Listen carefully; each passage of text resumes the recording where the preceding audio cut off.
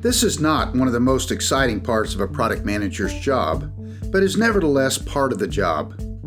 In this segment, we intend to share the right level of information so that you can effectively converse with your executives and financial people. This information will be helpful to be included in any business plans or your lean canvas. Let's start with the costs for your product. You need to be able to estimate both the direct and indirect costs for your product. Or if you don't have the numbers, you need to document your expectations both for cost and revenue. Direct costs include the estimated labor costs for your engineering teams to build, test, and deliver the product. Some companies will have the product manager estimate the actual cost here by multiplying the number of engineering people by the average annual cost per person. Some companies call this the burden rate. Royalties for included third-party products is also a direct cost. And if there is any hardware included in your product, you would include the COGS, or the cost of goods sold. Indirect costs are a little harder for a product manager to estimate, and it's usually left to your finance people. To really understand all the costs for a product, these need to be considered. They include non-engineering headcount, such as project managers, marketing, and the product manager.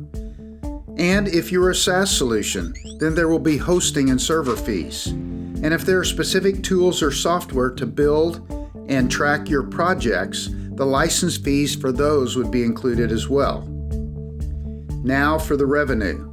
Direct revenue is very straightforward. It comes from your licenses and your contracts. And don't forget revenue from any services or support for the product.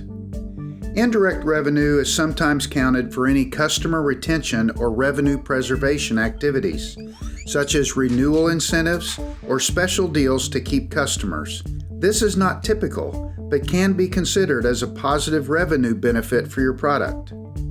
Now let's give you a quick mini MBA in the world of financial terms. Many will say that profitability is the real measure for the value of a product, but there are a number of methods to measure profitability. It obviously starts with revenue. For sure, the direct revenue sources, but could include the indirect as well. Gross profit is merely revenue minus the cost of goods sold and the direct development costs.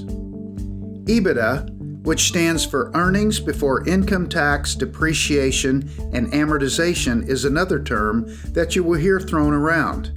EBITDA is the revenue less the direct and indirect costs. Indirect costs is often referred to as SG&A and is a tax that is spread across all the products in your company. Operating profit, or EBIT, takes out the depreciation and amortization cost. Usually this is done by your financial people. And finally, net profit reduces the revenue with the interest and tax costs. Our guidance is to be familiar with these terms without getting too deep into the financial weeds. However, with this understanding, you will establish much more credibility with your financial folks and executives and have more complete business plans and lean canvas data.